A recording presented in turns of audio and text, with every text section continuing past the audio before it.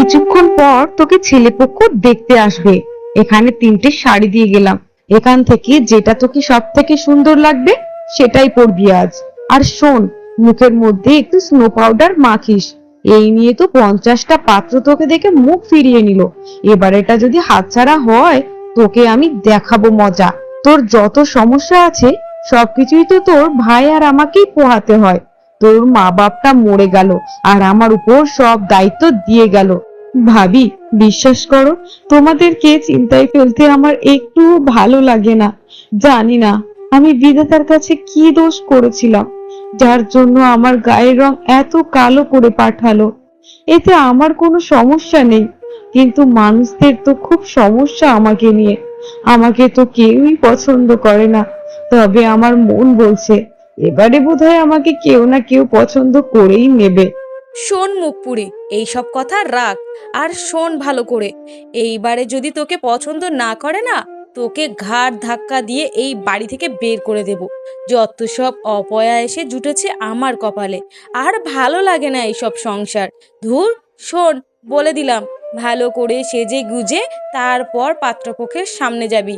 আর তোকে যে জুয়েলারিগুলো দিয়ে রেখেছি, দয়া করে অন্তত ওইগুলো একটু পরিস, আমার মুখটা রাখিস। এইবারে অন্তত যেন তোর বিয়েটা হয়েই যায়। তোর ওই ফালতু মন তো সবসময় বলে যে আজকে আমাকে পাত্র বোধহয় পছন্দ করে নেবে। কই, আগেও তো এই কথা বলেছিলিস, তখন তো তোকে কেউ পছন্দ করেনি। তোর জন্য আমি সমাজেও মুখ দেখাতে পারি না। যখন সবাই তোকে কালি কালি বলে, তখন কোথাও ডুবে মরে যেতে পারলি না? তবেই তো ঝামেলা চুকে যেত। এত কথা আমাদের কি শুনতে হতো না, আর তোকেও শুনতে হতো না। বিধাতার দেয়া জীবনটা অনেক দামি ভাবি, তাই এই জীবন কখনোই আমি ছিনিমিনি খেলতে পারি না। আর মা তো আমাকে বলতো যে আমাকে নাকি আকাশের চাঁদের মতো দেখতে, কিন্তু সবাই কেন আমাকে অপছন্দ করে সেটাই আমি বুঝি না। তবে আমি বিশ্বাস করি যে মা আমাকে সঠিক কথাই বলেছিলেন, যে আমাকে আকাশের চাঁদের মতো দেখতে। আর আমার গায়ের রংটা এত কালো বলে আমাকে এইভাবে অপমান করো না ভাবি। আমিও তো মানুষ, আমারও তো কষ্ট হয় ভাবি। পাত্রপক্ষ যদি আমাকে পছন্দ না করে, তাহলে কি সেই দোষ আমার ভাবি? আর যদি আমার রংটা তোমার গায়ে যেত, তাহলে তুমি কি করতে ভাবি? তুমিও কি এইগুলো সহ্য করতে পারতে? বিশ্বাস করো ভাবি, এইবার যদি আমাকে পছন্দ না করে, তাহলে আমি আর পাত্রপক্ষের সামনে যাব না, আমি আর বিয়েও করব না। সারাটা জীবন এইভাবে থেকে যেতে চাই। আমাকে কোনো রকম জোর করো না ভাবি, আমি বিয়ে করতে চাই না। যেখানে তোমরাই আমাকে কালো বলে সহ্য করতে পারো না, সেখানে আমার সংসার জীবন কখনোই ভালো হবে না। আমি বিয়ে করব না ভাবি, আমি বিয়ে করব না। তোর মা তো চাঁদের কথা বলেছিল ঠিকই, কিন্তু কি চাঁদ বলেছিল জানিস? অমাবস্যার চাঁদ, একদম কালো ঘুটঘুটে। আর আমাকে অপমান করবেন না ভাবি, আমার খুবই কষ্ট লাগে। পিতা মাতা হারানোর যন্ত্রণা এমনিতেই আমি সহ্য করতে পারছি না। আমি তো সবাইকে খুব ভালোবাসি, কেন আমাকে কেউ ভালোবাসে না? আমার গায়ের রং কালো বলে আমি কি মানুষ নই? কেন আমাকে সবাই আলাদা করে? কেন? তা কতক্ষণ যে আমার সোনাপানা ছেলেটাকে নিয়ে বসে আছি, তার মেয়ে কোথায়? পাত্রীকে তো দেখতে পাচ্ছি না। আপনার ননদের তৈরি হতে আর কতক্ষণ লাগবে শুনি? আমাদের হাতে এত সময় নেই বাপু। পাত্রীকে বলুন তাড়াতাড়ি একটু আসতে, আমরা একটু দেখি। ও মা, আপনি কি পাত্রীকে দেখতে পাচ্ছেন না? আমার সামনে যে দাঁড়িয়ে আছে, ওই তো আমার ননদ, আপনাদের পাত্রী। ওর গায়ের রংটা একটু চাপা, কিন্তু মনটা কিন্তু অনেক ভালো। কাজকর্ম কিন্তু দারুণ জানে। আপনাদেরকে সব সময় মাথায় তুলে রাখবে, আমি কথা দিলাম। মানে, এটা পাত্রী? ও মা গো, কেউ আমাকে ধরো গো, আমাকে বাঁচাও। এই মেয়ে তো কালি, একদম পাতিলের কালির থেকেও কালো। এতক্ষণ যে এখানে ছিল দাঁড়িয়ে, তা তো আমি খেয়ালই করিনি। এই মেয়ে যদি আমার ছেলের বউ হয়ে যায়, লোক সমাজে আর মুখ দেখাতে হবে না, বুঝেছেন? আপনাদের কত বড় স্পর্ধা! বলছিলেন যে মেয়ের গায়ের রং একটু চাপা, কিন্তু এতটা কালো আমি তো কল্পনাও করতে পারিনি কখনো। এমনিতেই তো পাতিলের কালি, আবার পরেছে একটা হলুদ রঙের শাড়ি, একদম কালো কলার মতো দেখা যাচ্ছে। ছ্যা ছ্যা ছ্যা ছ্যা, এরকম মেয়েকে আমি কখনো আমার বৌমা হতে কল্পনাই করতে পারি না। এটা আমাদেরকে মানতে হবে। তা আপনাদের কি জ্ঞান বিবেক বুদ্ধি কিছুই কি কাজ করেনি? আমার এই ছেলের সাথে এই মেয়ে কি করে পারলেন? হ্যাঁ, আমাদেরকে ডাকার কথা বললেন। আশ্চর্য, আমি তো ভেবেই পাচ্ছি না এই মেয়ের সাথে এই ছেলের কি কোনো রকম ভাবে যায় বলুন তো। আরে মাসিমা, দেখুন না ওকে, আপনাদের ঘরের বউ করা যায় কিনা? আমাদের 2-3 বিঘে জমি আছে, ওখান থেকে না হয় আপনাদের 1 বিঘে জমি দিয়ে দেব, তবুও আপনারা তাকে গ্রহণ করে নিন। এমনিতে জয়ী অনেক কাজ করতে পারে, সারাটা দিন কাজ করবে, কোনো অভিযোগই করবে না কখনো। বউ করে নিন মাসিমা, বউ করে নিন, আপনারা কখনোই ঠকবেন না। আপনার যদি কোনো ভাই থাকে তাহলে তার জন্য নিয়ে নিন না, আমাকে এত জোর জবরদস্তি করবেন না। আর টাকার গরম আমাকে দেখাবেন না, বুঝেছেন? কিছু জমির জন্য আমি ওই মেয়েকে নিয়ে যাই, তারপর আমার কপালে সবাই মিলে চুলকানি দিই। আহা মাসিমা, রাগ করবেন না, প্রথমে কিছুদিন লোকে ওসব একটু বলবে, তারপর আবার ঠিক হয়ে যাবে। দেখবেন প্রথম প্রথম সবাই একটু কুকথা বলবে, তারপর সময়ের সাথে সাথে সবকিছু ঠিক হয়ে যাবে। আপনারা সবাই একটু শান্ত হন। আমি কারো বাড়িতে জোর করে বউ হয়ে যেতে চাই না। এই পৃথিবীতে বিয়ে কি সব? আমি বিয়ে করতে চাই না। এরকম কালো একটা মেয়েকে কখনো কেউ বিয়ে করতে পারে না। আপনারা দয়া করে চলে যান। আর আমাকে বউ হিসেবে আপনার বাড়িতে নিয়ে তুললে মানুষ আপনাদেরকে মন্দ কথা বলবে।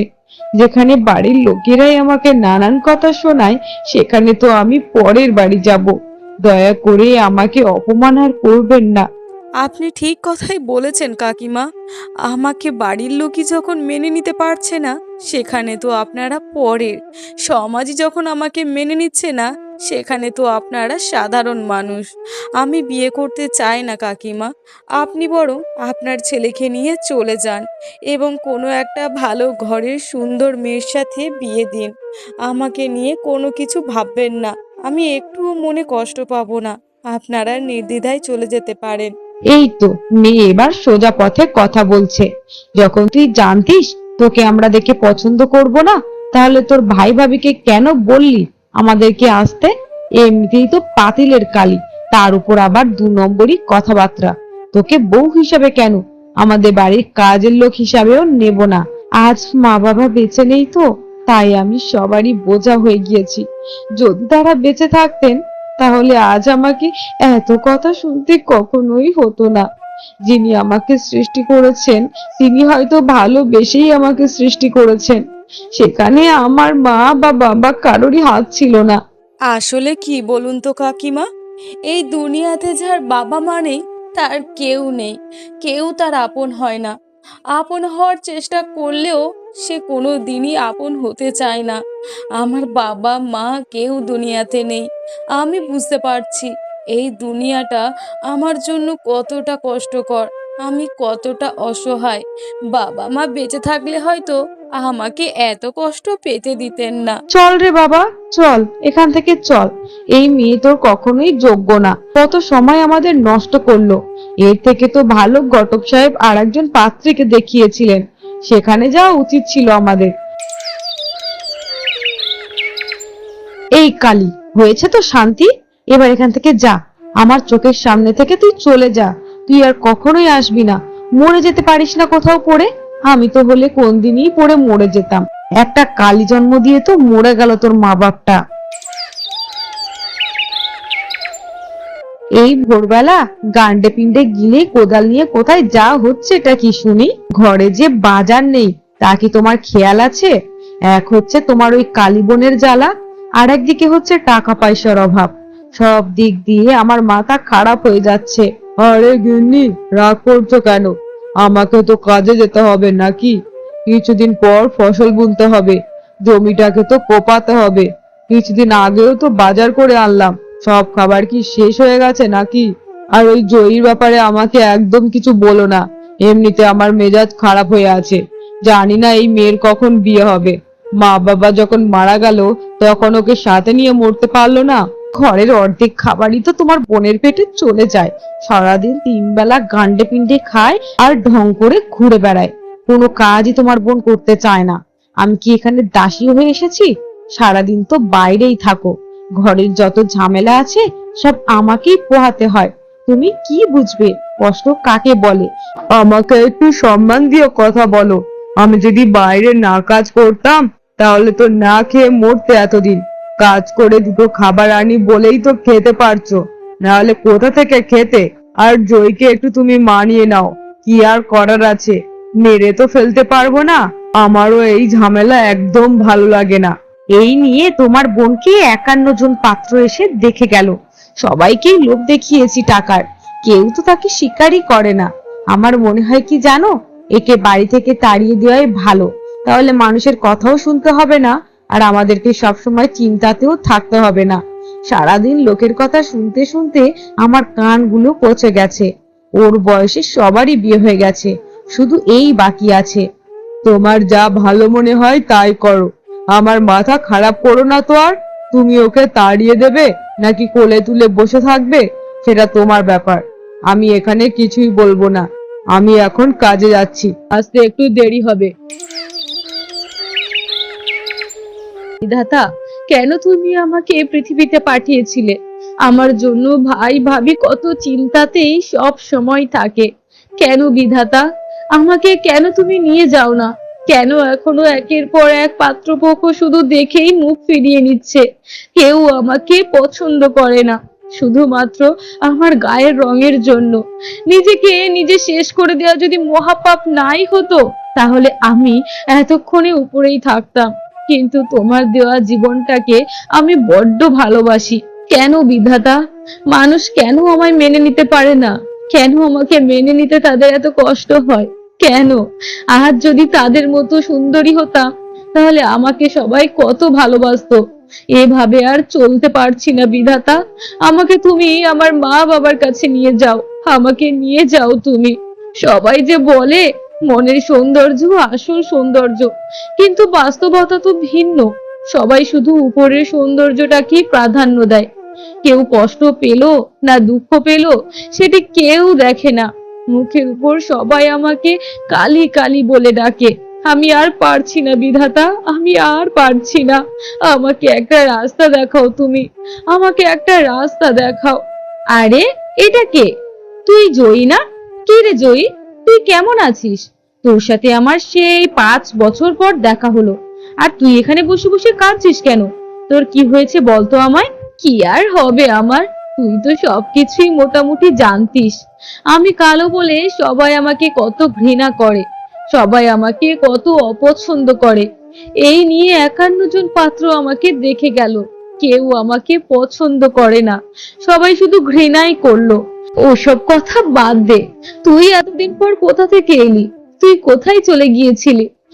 আর বলিস না রে জয়ী, আমার বাবার মৃত্যুর পর আমরা অনেক অসহায় হয়ে পড়েছিলাম।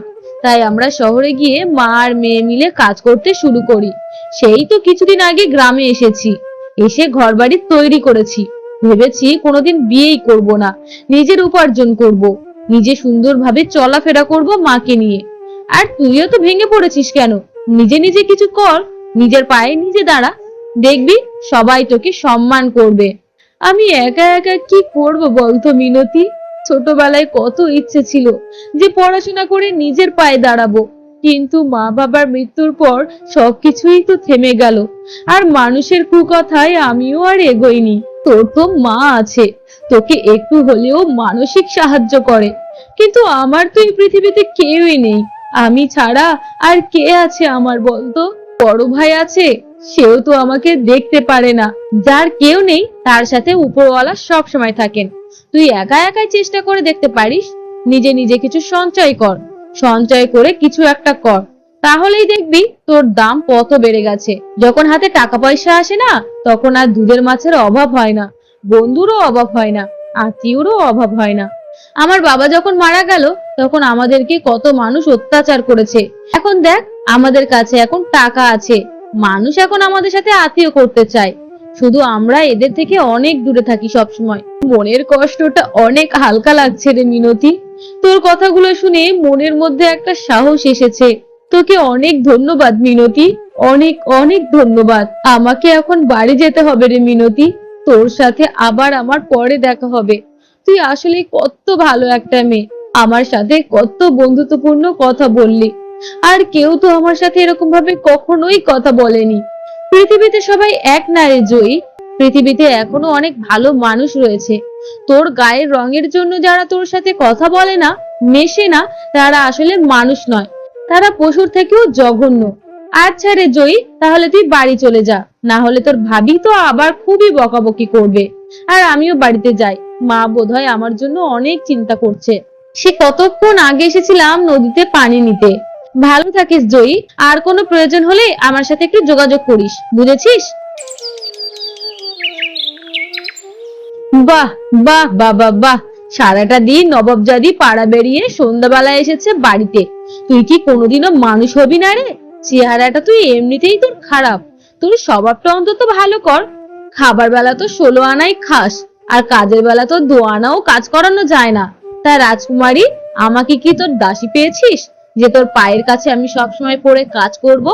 বিশ্বাস করো ভাবি, মা বাবার কথা খুব মনে পড়ছিল, তাই একটু নদীর পাড়ে গিয়ে বসেছিলাম। আর আমি তো সব কাজ সেরেই সেখানে গিয়েছিলাম। আমি আর কোনোদিন নদীর ঘাটে যাব না ভাবি, আমাকে এবারের মতো ক্ষমা করে দাও। আমাকে দয়া করো ভাবি, আমাকে দয়া করো। আর আমার একজন পুরনো বন্ধুর সাথে দেখাও হয়ে গিয়েছিল, যার জন্য একটু দেরি হয়ে গেল। আমি আর কোনোদিন কোথাও যাব না, সব সময় বাড়িতে থেকেই কাজ করব। তোকে সেই সুযোগ দিলে তো? শোন, আজকের পর থেকে আমি এই বাড়িতে একাই রাজত্ব করব। তোর মতো এরকম নোংরামের জায়গা তো ওই আবর্জনাই থাকে। তোর ভাই মানে আমার স্বামী আমাকে নিজের মুখে বলেছে যে তোকে বাড়ি থেকে যেন তাড়িয়ে দিতে। তাই তোকে ভালোই ভালোই বলছি, ধোঁকা খাওয়ার আগে এই বাড়ি থেকে তাড়াতাড়ি বেরিয়ে পড়, না হলে কিন্তু ঝাঁটাপাটা করে তোকে এখানেই শেষ করে ফেলবো। এসব কি বলছো ভাবি? আমি বাড়ি ছেড়ে গেলে কোথায় থাকবো আমি? আমি তো কাউকেই চিনি না, আর আমি কোথায় যাব ভাবি? আমাকে একটু দয়া করো, এই অন্যায়গুলো তোমরা করো না আমার সাথে। আমাকে এই বাড়িতে থাকতে দাও। আমার মা বাবার কত স্মৃতি এই বাড়িতে জড়িয়ে আছে, আমি কোথাও যেতে চাই না তোমাদেরকে ছেড়ে। ও আচ্ছা, এ বাড়ি ছেড়ে যাবি না তো? দাঁড়া, ঝাঁটা নিয়ে এসে তোর প্রাণটা এখান থেকে বের করে দি। কালি কালি, এখান থেকে যা বলছি। মালকিন, আপনার কথা আমি অনেক জায়গাতেই শুনেছি, আপনি নাকি অনেক দয়ালু মনের একজন মানুষ। আমি একটা অনাথ মেয়ে মালকিন, আমার দুনিয়াতে বাবা মা কেউ নেই। একজন ভাই ছিল, সেও তার বউকে অনুমতি দিয়েছে যে আমাকে বাড়ি থেকে যেন তাড়িয়ে দেয়। শুধুমাত্র আমার একটাই দোষ, আমি কালো। আপনার পায়ে পড়ি মালকিন, আমাকে একটা কাজ দিন আপনাদের এখানে, আমি অল্প বেতনে অনেক কাজ করে দেব। আমাকে দয়া করে একটা কাজ দিন, না হলে আমি না খেতে পেয়ে মরে যাব। আরে বাচ্চা, এত চিন্তা করিস না, আর কান্না করিস না একদম। তোর কথাগুলো শুনে আমার বুকের ভেতরটা কেমন যেন করছে রে মা। তুই কালো বলে তুই কি মানুষ নস? আর আর দুটো মানুষ যেমন সাধারণ, তুইও তো তেমনই সাধারণ। শোন, তোকে যারা অনেক অপমান করেছে তাদেরকে তুই একদিন দেখিয়ে দিবি যে আমি কালো বলে কখনোই থেমে থাকিনি। তুই তাদেরকে দেখিয়ে দিবি যে তোমরা যারা আমাকে নিয়ে হাসি ঠাট্টা করেছিলে, দেখো তোমাদের থেকেও আমার অবস্থান কত উপরে। আজ থেকে তুই আমার এখানে কাজ করবি, আর তোকে মাইনে আমি অনেকগুলো টাকা বাড়িয়ে দেব, যেন তুই কিছু একটা করতে পারিস। যা মা, তুই এখন থেকে কাজ শুরু করে দে। একটা কথা মনে রাখিস, পরিশ্রম করলে সফলতা এমনিতেই আসবে। আর তুই কালো বলে নিজেকে কখনো গুটিয়ে নিবি না, সবার সামনে আত্মবিশ্বাসী হয়ে চলাফেরা করবি, তাহলেই তুই সফল হবি জীবনে।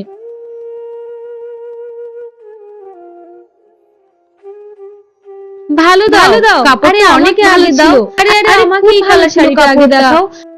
আপনারা সবাই দয়া করে শান্ত হন, সবাইকে এক এক করে আমি ভালো ভালো কাপড় দেখাচ্ছি। আপনারা আমার দোকানের কাপড় এতটা পছন্দ করেছেন দেখে সত্যি আমি আনন্দিত। তবে এখন থেকে আগামীতে আমি আরো আমার দোকানে ভালো ভালো কাপড় তুলবো, তখন সবাইকে আমি খবর পাঠাবো।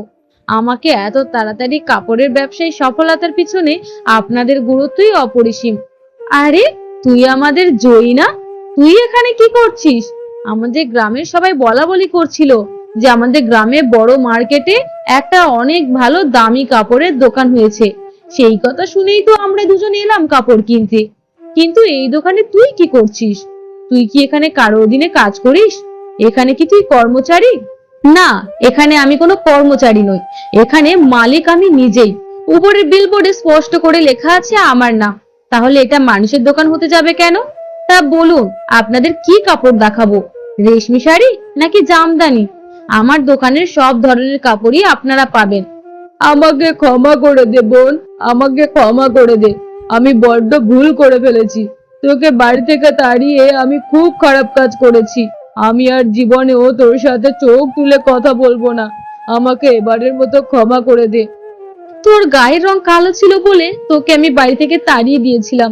এখন তোর অবস্থান এত উপরে যে আমাদেরকে 10 বার কিনে 10 বার বিক্রি করতে পারবি। কে আমার ভাই আর কে আমার ভাবি?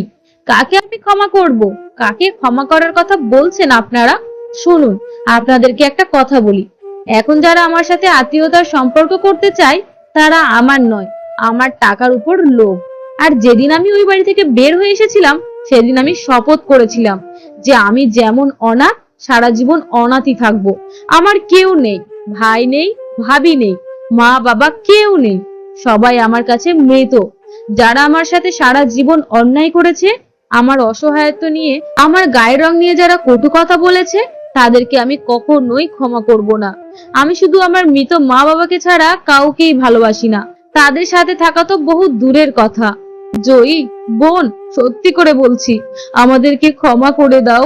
আমি এখন থেকে তোমাকে আমার বোনের মতো করে রাখবো। কখনো কোনো কাজ করতে দেব না, কোনো কটু কথা বলবো না। আমাদের সাথে রাগ করো না বোন, আমাদের সাথে বাড়িতে চলো, আমরা সবাই মিলে একসাথে থাকবো। যখন আমি মাসের পর মাস, বছরের পর বছর বাড়ি ছাড়া ছিলাম, তখন আপনাদের ভালোবাসা ছিল কোথায়? তখন তো আমাকে কেউই খোঁজেননি। এখন এসেছেন ভালোবাসা দেখাতে। আমার টাকা, আমার অভিজাত দেখে আপনাদের লোভ হয়েছে। আমি কিন্তু সবকিছু বুঝতে পারছি। এখন আপনারা আসতে পারেন। আমার দোকানে এখন ক্রেতা আসবে অনেক। আমার দোকানের সামনে আপনাদের যেন কোনোদিন আমি না দেখি, কোনোদিনও যেন না দেখি। এরকম করো না আমাদের সাথে। আমাদের ভুলটাকে তুমি এবার ক্ষমা করে দাও। তুমি যদি আমাদেরকে ক্ষমা না করো তাহলে স্বয়ং উপরওয়ালা কোনোদিন আমাদেরকে ক্ষমা করবেন না। তুমি আর রাগ করে থেকো না, তুমি আমাদের সাথে চলো। তুমি চলে আসার পর থেকে আমরা বুঝতে পেরেছি যে আমরা কত বড় অন্যায় কাজ করেছি। একের পর এক অভাব আস্তে আস্তে আমাদেরকে গ্রাস করে ফেলছে। তখনই আমাদের আর বোঝার বাকি ছিল না এটা আমাদের কোন অন্যায়ের ফল। হ্যাঁ রে বোন, তুই আমাকেও ক্ষমা করে দে। একের পর এক অভাবে আমি জড়িয়ে পড়ছি। আর তাছাড়া আবার তোর টাকা পয়সার উপরে কোনো লোভ নেই বোন। তুই যদি তোর ব্যবসা টাকা পয়সা রেখেও তুই আমার কাছে যাস, তাহলে আমি তোকে সেই ভালোবাসা দেব ছোট্ট বোনের মতো। মা বাবা চলে গিয়েছে, তোর সাথে আমি যে অন্যায় করেছি এই অন্যায়ের ফল আমাকে এখনই বুঝতে হচ্ছে। বোন, আমাকে ক্ষমা করে দে। তোর সাথে এমন খারাপ আচরণ আর কখনো করব না। আসলে ভুলটা আমারই ছিল। আমি বুঝতে পারিনি তোকে। আসল সোনা আমি চিনতে পারিনি। বোন, তোর টাকা পয়সা ব্যবসা বাণিজ্য কোনো কিছুর উপরেই আমার লোভ নেই।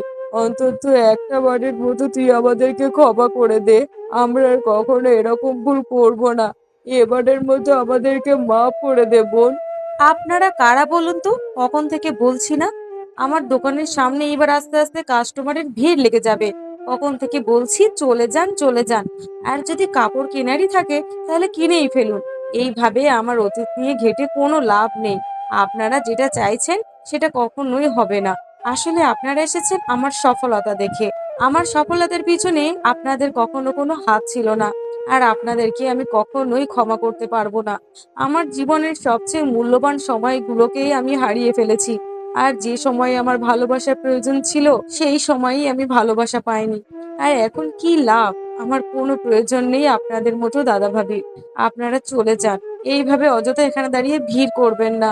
তাহলে তুমি আমাদেরকে ক্ষমা করবে না বোন? ঠিক আছে, আমরা তোমার পথ চেয়ে থাকবো। যখন তুমি নিজে বুঝতে পারবে যে তুমি ভুল করেছো, আমাদের সাথে তোমার আসা উচিত ছিল, তখনই তুমি ফিরে এসো। এর থেকে বেশি আমাদের আর কিচ্ছু বলার নেই। না বোন, আর আমরা কাপড় কিনবো না। সেই মন মানসিকতা আমাদের আর নেই। আমাদের লজ্জা থাকা দরকার। তোমার সফলতার পরে তোমার হাত ধরা আমাদের উচিত নয়। আমাদের উচিত ছিল তোমাকে অনেক আগেই বোঝার তখন যখন তোমাকে বুঝতে পারিনি, তাহলে এখন আর বুঝে কি করব? তুমি তো আমাদেরকে ভুল বুঝেই যাচ্ছ। আমরা যে কতটা পরিমাণে পাল্টে গিয়েছি সেটা তুমি একটুও দেখছো না। ঠিক আছে, তুমি যদি কখনো মনে করো তুমি তোমার দাদা ভাবিকে ক্ষমা করে দিয়েছো, তুমি তোমার মা বাবার স্মৃতিটুকু নিয়ে আঁকড়ে থাকতে চাও, তাহলে তুমি আসতে পারো। আমরা চলে যাচ্ছি। আর কখনো তোমার সাথে আমরা দেখা করব না।